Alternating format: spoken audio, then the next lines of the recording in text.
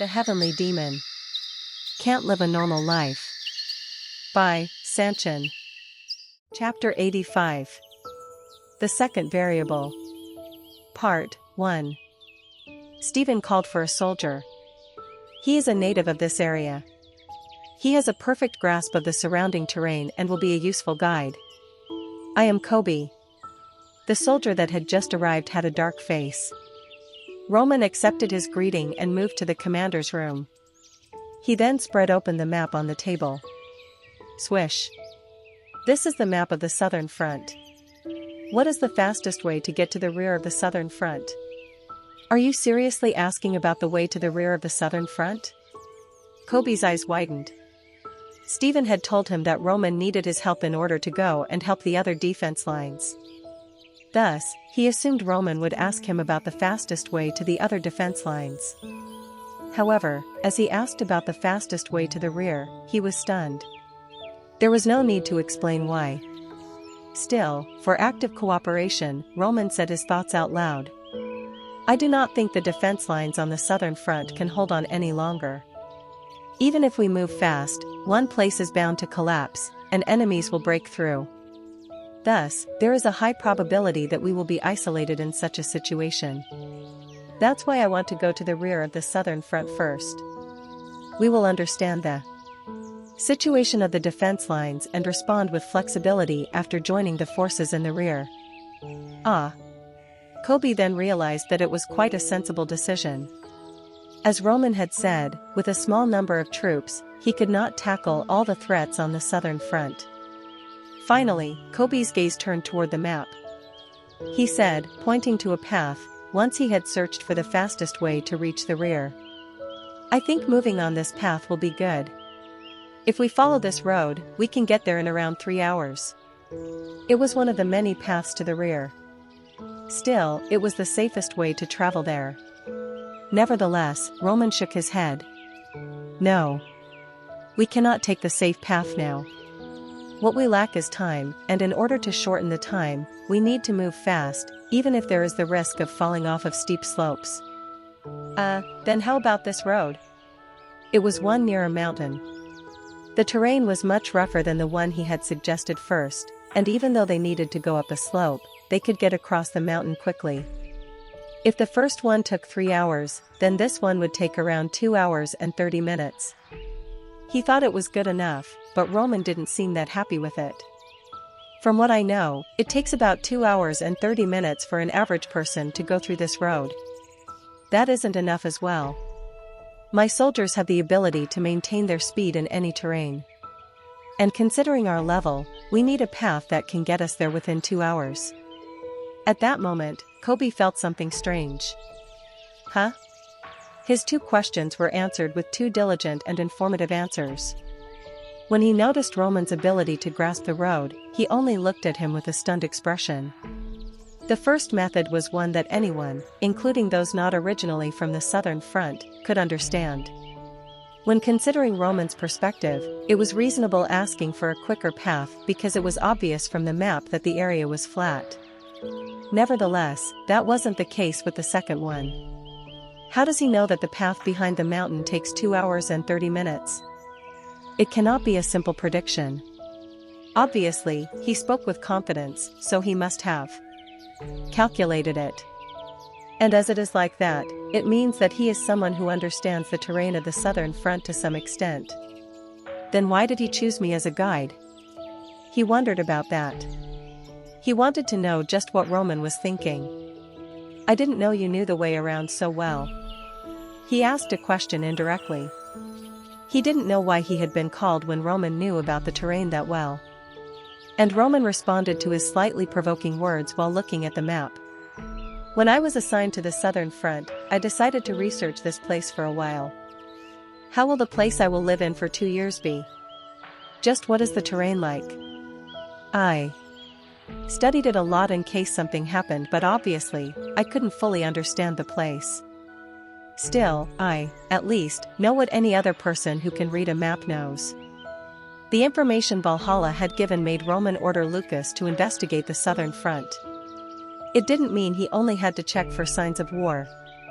While he Prepared for the war, he also had Lucas check the current situation on the southern front many times and even mark the routes that led to each defense line. When the 5th defense line was attacked, Roman arrived on the battlefield in less than an hour. Obviously, people thought he had reached here by sprinting as fast as he could, but the truth was that he had used the shortcut he knew of. Also, Roman had gotten more information thanks to McBurney. It was similar to the one Lucas had given him, but a bit more detailed. And thanks to that, he now knew the local and unknown routes of the southern front as well. Kobe couldn't understand Roman's answer that well. If he had got this far from all that, then why did he need Kobe? When Stephen called you, you probably thought I was just an ignorant man on the southern front. And no. There is no need to be this shocked. I only used common sense. The reason I told Mr. Stephen that I needed someone familiar with the land was because the information one gets through papers and books is different from reality. The information I checked said the route takes 2 hours and 30 minutes. But what if there is bad weather or something else which happens on the path? Then we will have to take a detour which we have no idea about. That is why I need your help. I thought that information in the books was right, but the natives always have a way on a terrain compared to a person who just came. Is that enough reason? Huh? I fully understand. Kobe stuttered. It felt like, somehow, Roman had read his thoughts. Roman understood what Kobe was asking, and he hoped to clarify all his doubts as soon as he could. Roman looked different to him. In the entire time he had served here, many nobles had come to the southern front, but he had met someone like Roman for the first time today. He is different from the nobles who come to live a life comfortable here. He is even ready to go to the war. Even if no one else will get to know about it, if I can help him carry out his will, there will be hope for the southern front. Kobe looked at the map with such thoughts and then pointed to a new path. I can assure you that this route is the best option if you are truly confident in rushing in and not caring about the terrain. It is a path my village friends and I have secretly traveled since we were children. If we travel through the thick forest, we can reach the rear of the southern front in just 2 hours. Nevertheless, we need to be careful. Even a little stumbling can lead us to fall off a huge cliff. This was the type of answer Roman had been waiting for. Thus, that answer also signaled the end of the meeting. The meeting didn't take too long. Actually, it took only 10 minutes. And when Roman left the room, the first thing he was greeted with was his soldiers. They had already finished their preparations and lined up sincerely. Chris and 30 others. All the preparations have been completed. It was a sharp blade-like reaction. However, next to his soldiers, he saw an unwelcome face. Henry Albert and 50 others. All preparations have been completed. That was Henry.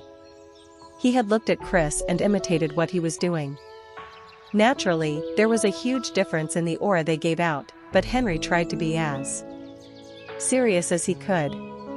Roman asked, "Why are you here?" He couldn't accept the presence of someone like Henry. Obviously, it was good to have many troops in a situation where time was running out, but Henry's group would only slow them down. Besides, there was no need to fight alongside Henry Albert, who was like a spoiled child since their first meeting. Henry himself knew about it, but he couldn't speak the truth. If I tell him that I am mainly here because I was tasked to become a friend of the person who is called Dimitri's future, he will tell me to get the fuck out. Henry couldn't show his sincerity and only had a stiff expression. What he needed to do now was act his role. First of all, I want to apologize for the mistakes I had made before. The reason I am here and want to follow Mr. Roman is because I, too, am a citizen of Cairo. The Hector Kingdom has declared war on the entirety of Cairo. In a situation where innocent people are dying, I thought I should add my forces as a noble of Cairo. Just give me the orders, and I will risk my life to do my best to help. He spoke aloud. It was like noblesse oblige. He proudly puffed his chest. Nevertheless, Roman knew that Henry Albert wasn't someone who would move without an objective, so he said, "You have the freedom to follow me if you want to." Nevertheless, I will not give you any orders. It is up to you to do what you want. Still, let me tell you this one thing in advance: if you ever get in the way of my plan, then I will shatter the shackles that hold me down mercilessly and move on without a care in the world. It was a terrifying warning. And as soon as he finished his words, Roman turned. Chris. Yes. Finally, it was time for him and his soldiers to head out once again. Even though Roman had given him a warning, Henry followed him. Nevertheless, he was quickly left behind in the dust, and Roman and his soldiers moved out of his sight. When Henry and his soldiers couldn't catch up with Roman on flat ground, how could they catch up while on a steeply inclined land? There was no need to talk when moving. Roman and Kobe were in the lead, and everyone was moving according to the guidance of Kobe. Schhh. They even had to go through overgrown bushes. Truly, it was not a path anyone usually went through. And even they themselves wouldn't have gotten to know about it without Kobe. How far did they go? Suddenly, they heard a strange noise. Ugh. As soon as he heard the groan of a human, Roman stopped the soldiers. They had heard it from a certain distance away, but he deemed it necessary to confirm the identity of the person before going to the main destination. Huh? A soldier of the Southern Training Center? Roman soldiers recognized him at once. He was one of the soldiers under McBurney and had also controlled the intense training of the soldiers. Nevertheless, the condition of the soldier looked pitiful. His clothes were stained with blood as if he had been attacked, and his face was so pale that he was going to die any moment now. Roman ran forward quickly. After checking the condition of the soldier, he performed simple first aid and used the healing potions on the serious wounds first. However, that didn't help that much. It was too late. Seeing him in his last moments, Roman asked, "What happened?" The soldier looked at Roman with hazy eyes. However, the focus in his eyes returned quickly when he saw the one in front of him. He recognized that it was Roman who was in front of him. Soon, he spoke desperately, "The Southern Training Center was attacked. Please help them. Please." As soon as he finished those words, his body went limp. It seemed that once he had uttered his last words, albeit with difficulty, he was able to accept his death. The Southern Training Center was attacked? This was quite unexpected. The training center was closer to the rear of the southern front than the defense lines. And such a place was attacked? Even before Roman had left for the 5th defense line, he hadn't heard anything like that. The soldier of the training center was able to escape to here. That means the training center must have been attacked around 30 minutes ago. This implied that the effectiveness of the defense lines had no bearing on the outcome.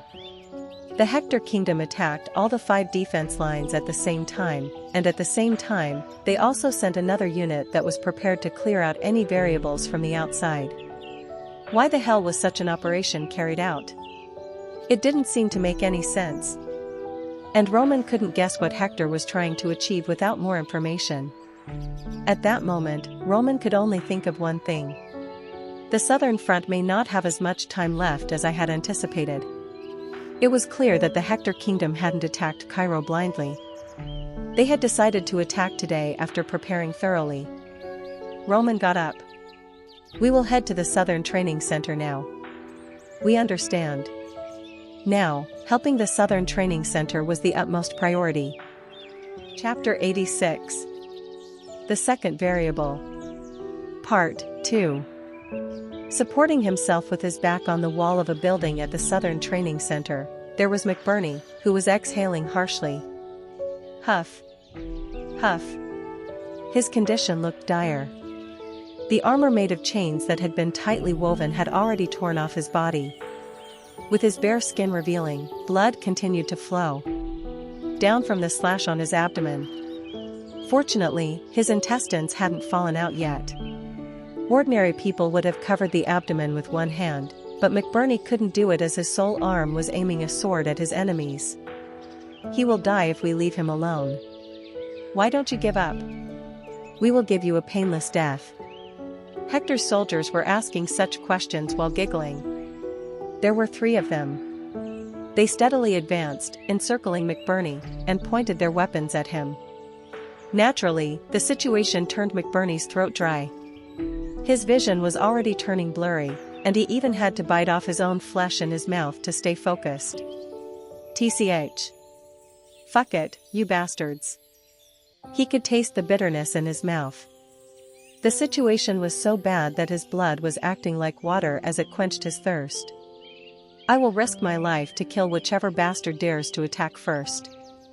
So, step forward if you are ready to sacrifice your life for your comrades. Dare to risk your life and attack. Even if I have to bite your neck to take you down, I will do it, growled McBurney. His eyes looked like those full of poison. Naturally, when they saw McBurney's unflinching appearance, Hector's soldiers couldn't even attack. This wasn't just a baseless threat. The soldier who had earlier tried to attack McBurney, thinking he was easy to deal with, was now a cold corpse on the floor. Damn it. McBurney cursed inwardly.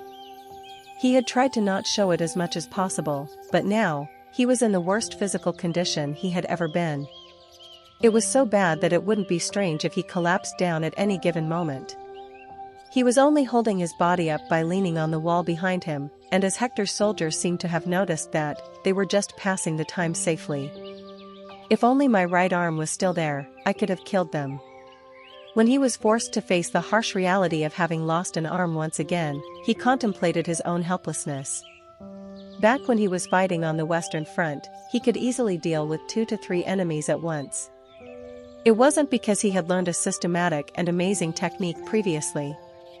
He had created his own sword technique based on his countless fights on the battlefield, and dozens of Kronos soldiers had died due to his aggressive sword technique, which exceeded their expectations. However, it was different now. His left arm wasn't moving all that well, and he couldn't even kill a few people now. He truly was in a mess. This was the end. This was going to be where he would die. McBurney accepted he was going to die soon, so he wanted to take down at least one more person down with him. What happened to Roman Dmitri?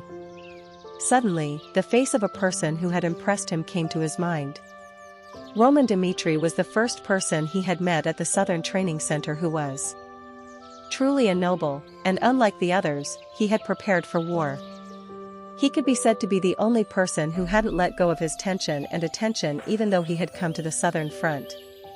Although he heard that he was assigned to the 5th Defense Line, he thought maybe Roman Dmitri would have done something. And he wondered what he was doing now. Roman wasn't his family and wasn't even his friend, but oddly enough, McBurney was thinking of him during his final moments. That means that I still feel regrets about the battlefield. Clench.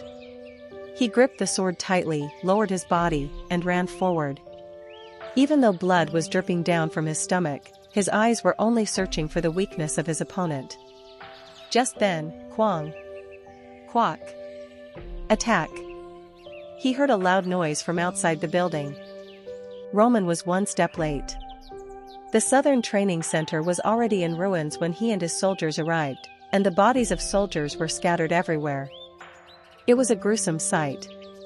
However, he could still hear some noises around him. As soon as he judged that not all of the enemies had escaped, he ordered his men, clear out the remaining enemies right now and rescue the survivors. We understand. The soldiers, including Chris, spread around. Roman looked around carefully. As the soldier had said, the Southern Training Center was attacked. Among the corpses lying all around, there were soldiers of the Hector Kingdom who were only wearing light leather armor. That was for fast movements.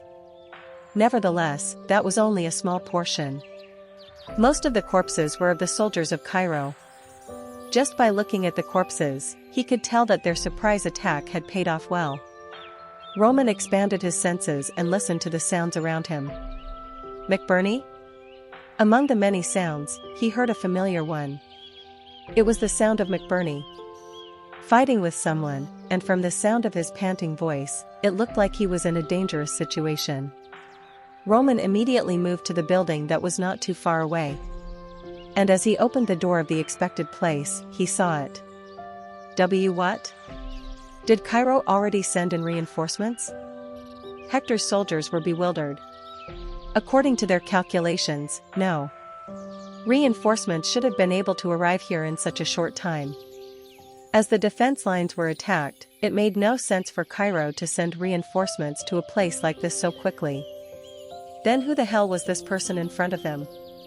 As Hector's soldiers pointed their weapons with hostility toward him, Roman took turns looking at them and McBurney to understand the current situation. He is still alive. McBurney was a survivor. Although his face looked like he would die at any given moment, he was still standing on his two legs. Naturally, in such a situation, McBurney was shocked. Roman went forward and approached the enemy soon enough. Capturing them will be the best course of action. He made his judgment. And although Hector's soldiers shouted not to get any closer, Roman arrived in front of them in an instant. Then, smash! His fist struck the soldier in the face. His eyes lost focus as blood splattered, and Roman wiped the blood off his hand. He didn't care about the other soldiers' reactions, as they wouldn't be able to do much anyway. One of Hector's soldiers was furious and tried to attack, but Roman let his attack come forward and subdued him similarly after dodging it. Whack! With the punch came blood, again. It was a situation that had happened too quickly. They were obviously veteran soldiers, but in such a short time, two of them were already unconscious. The last one tried to run away, while his two colleagues confronted Roman, but only to get hit and drop down. He ran away in the opposite direction. However, that was when an unexpected person grabbed his throat. Clench! Quack!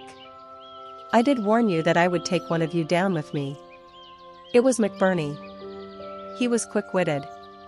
As soon as he understood that Roman was trying to capture him, he went ahead and strangled his opponent instead of slashing him and ending his life. Since he had only one arm, the resistance from the other person was quite strong. Yet, McBurney clenched his teeth and strangled the opponent till the end, and Hector's soldier passed out. Thud. Huff. Huff. McBurney, too, lay down flat on the floor.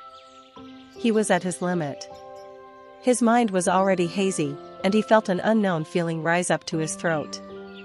Soon, Roman came into his vision. Good job. From now on, you can rest and leave the other things to me. Drip. Roman sprinkled the healing potion onto the body of McBurney, who didn't even have the energy to utter thank you left. When he sensed the energy of the potion spreading throughout his body, McBurney let go of his consciousness. Things were finally sorted out. After checking the entire training center, Chris reported to Roman. There weren't many soldiers of the Hector kingdom left. There were 12 who were found and dealt with, and 5 survivors of our side were saved along with that. Also, according to their testimony, Viscount Bale was wounded while fighting the soldiers of the Hector kingdom and fled to the mountains. It was surprising. Viscount Bale, like Baron Bruce, would have thought of running away immediately, but he displayed to others that he fought for a while. Still, that was all. The result didn't change.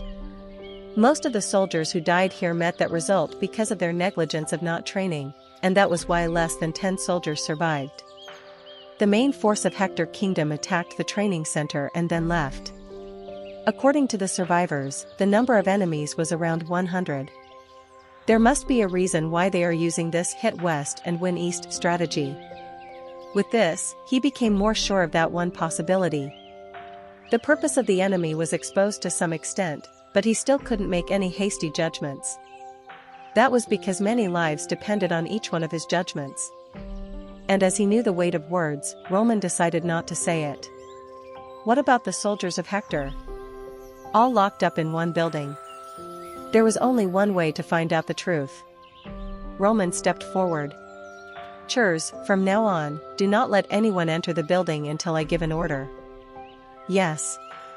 And like that. Creak. Thud. The door to the building which Roman had gone into closed. Inside the building, there were the captured soldiers. And as soon as Roman went in, one of the men with distorted faces yelled, "Do not let me live. Kill me. I have no intention of saying anything to the cowards of Cairo." He was salivating hard, but Roman didn't care. He neither responded nor cared for his words. Nevertheless, he told them his plans with a cold voice. From now on, I will give 3 minutes per person. I don't have much time, so I cannot allow more than that. The rules will be simple. Answer what I ask, and if I get the answer that I am looking for within those 3 minutes, I will give you a painless death. However, excruciating pain will be the only thing awaiting you in the other case. You bastard! Kill me! Kill me! The soldiers yelled, but Roman only went toward one of them and said, the first question. What is the purpose of the Hector kingdom? Fuck you. He stayed tight-lipped. The troops that Hector had used for this war were those who had loyalty to the nation. Naturally, they showed their resolve to never speak, even in the face of death. Time passed quickly. And once the given time was over, Roman sentenced him to death. 3 minutes are over. Tuck. He pressed a blood point. The soldier didn't understand what it meant back then, but soon, his eyes opened so wide that it wouldn't be an exaggeration to say they would burst out as he felt the muscles twist within his body. Aha! I warned you clearly. The muscles and bones in your body will twist and cause pain, and you will only die slowly. You are the ones who have attacked the Cairo kingdom, and I have no intention of showing mercy to my enemies. The only exception will be shown to those who will cooperate with me. All the soldiers became stiff when they saw the incident in front of them. The one who was screaming was one of the strongest colleagues here. Yet, he was screaming as if someone was tearing the skin away from his body. The second question. Why are you guys here at the Southern Training Center? All the soldiers gulped at the question that came from one who seemed to be the god of death in their eyes right now. In their heart, they all wanted to cry out that they would surrender. However, that was no longer an option when they remembered the oath they had taken. Finally. 3 minutes are over. Aha! The other one fell into despair as well. Now, only one was left. As Roman approached, the third one groaned despite not being asked anything. Do you think this will change the outcome? Cairo is already finished. Even if you hear the plan from my mouth, it isn't something that you can stop anymore. So, do what you want. The Cairo kingdom will pay the price for their negligence, and this will leave a shameful name in your nation's history. Ha ha ha. He laughed maniacally. It was mainly to hide his fear. However, Roman only looked at him and smiled at that moment. I was waiting for that answer. What? I knew the truth right from the start. I just needed to see how you would react. Seeing that you are so confident, then I can come to one sure possibility. The soldier was utterly confused. Nevertheless, Roman dropped a bomb on him. The rear of the southern front. Your true purpose lies there. Seeing the soldier lose his composure as soon as he heard those words was all Roman needed. He wasn't sure of the answer, but the reaction made him sure. You can die now. Tuck. He pressed his blood point. Leaving behind even the last one screaming in pain, Roman left the building. The attacks on the defense lines of the southern front were nothing more than diversions. Their true purpose lies elsewhere. If Hector succeeds in that, they will capture the entire southern front. His blood went cold. He was now sure that the southern front was in far more danger than he had originally thought. The plan that the Hector kingdom had thought to be almost perfect was only perfect until before the second variable they had never thought of had emerged.